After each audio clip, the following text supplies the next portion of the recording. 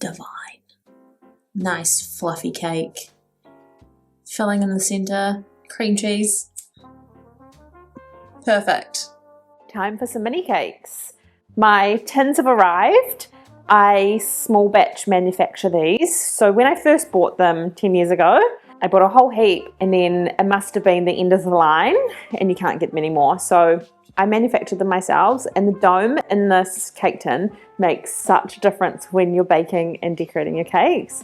So I'm going to show you all of my tips and tricks of how I use these and all the best things to get an amazing result. I'm going to do a batch of my base cake recipe. I'm going to add some lemon zest into it, and we're going to do some little lemon meringue mini cakes. First up, before you start making your cake batter, you want to put all of your tins onto a tray.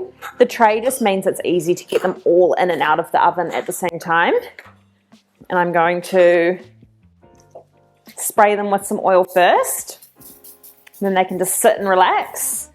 And then when we go to put the batter into the tins later, I'm going to give them another spray. So that means it's kind of just like a double insurance that they're going to come out of the tins easily. So I can put these aside. I'm going to soften this butter first up. It's too cold at the moment, so I'm just going to chuck it in the microwave.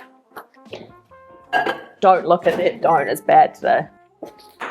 I would rather the butter be slightly melted rather than too firm. So that can go into the mixer bowl. And icing sugar. So I use icing sugar in all of my cake batters because it creams up nicely, and I don't know what happens. So it's just easier. Oh.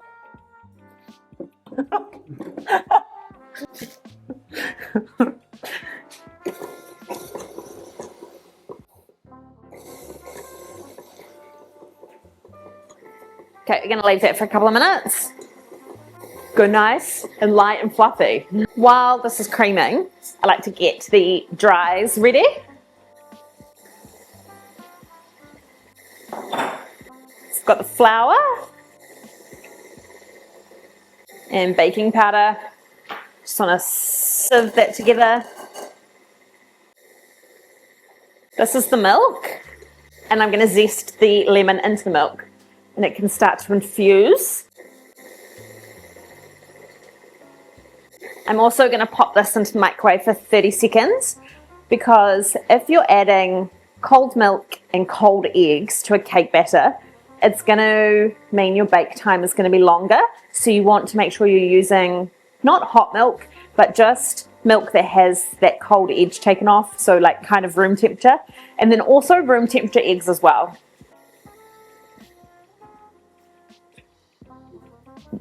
I'm just going to crack the eggs into my butter bowl so they're ready as well.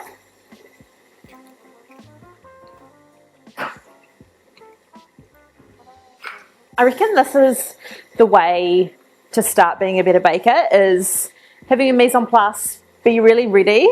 So I have my butter and sugar creaming, and in that time getting everything else ready. So it's going to speed up your cake making process, and I'm all ready to go. Just want to scrape down the bowl halfway through.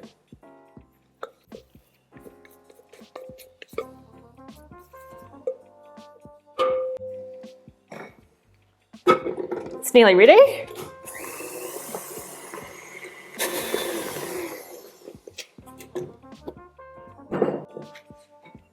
You can actually start to feel when the mixture is getting nicely creamed. It starts to feel lighter. It's expanding in volume.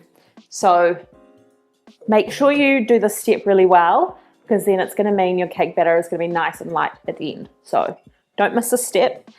If your butter is too cold and it's really firm and nothing is really happening, just take all of that out, put it into a bowl, and just put it into the microwave for like 10 seconds and just soften it back down. And then you can keep whipping. And you may notice that I use the beater attachment for all of my cake baking. The only time I use a paddle is when I'm making cookies. Literally nothing else. Paddle all the way, it'll go nice, light and fluffy. My favorite 3 words. Gonna put my eggs in now, both at the same time.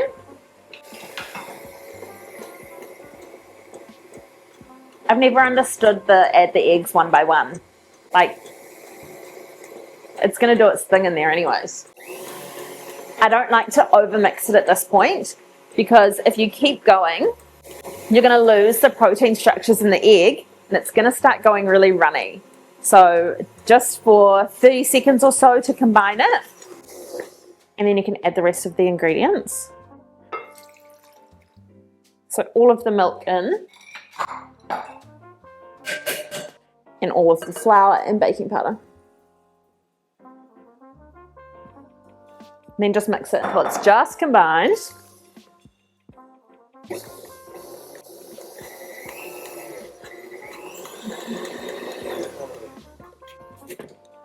So, a couple of mixes, scrape it down again. Make sure you get right to the bottom. You don't want any sugar pockets. So sometimes that lemon zest will be stuck on the whisk, so just scrape it off. Okay, so our cake batter is done. It's looking nice and light. You can grab the tins again. I have 12 tins here, but it's actually probably only going to make 10 because I'm not adding anything like coconut or berries or chocolate to this batter. I'm going to do our final double spray. And I have a 90ml retractable ice cream scoop. So 1 scoop per tin. Into the batter, scrape it onto the side of the mixer bowl, and then release it into your cake tin. So if you get it nice and level every time, then you know each cake is going to be even and it's going to bake the same too, because you have the same amount of cake batter in each little cute mini tin. The bake time depends on your oven. I am going to check them at 18 minutes. They'll probably need 20, but again, depending on your oven, they might need another minute or 2. But the more you make this recipe and use these tins, you'll start to get a feel for your oven, and then you can be pretty confident in knowing how long they're going to take. So it's just a bit of a trial and error in the beginning, and then once you nail the timings, you'll be able to do the same thing every single time. But yeah, if I had berries or coconut, yeah, anything, I would probably get 12. So I'm going to put these into the oven for my first 18 minutes. So it's on 150 degrees fan bake.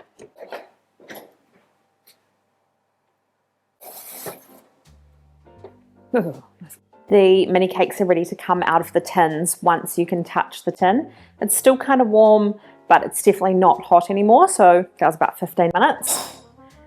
Put them all onto your cooling rack. I like to kind of hit them on the rack as I'm placing them down.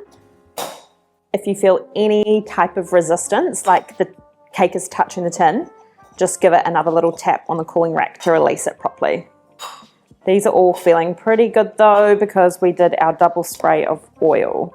I'm going to leave these to cool completely now, so they're probably going to take another 10 or so minutes.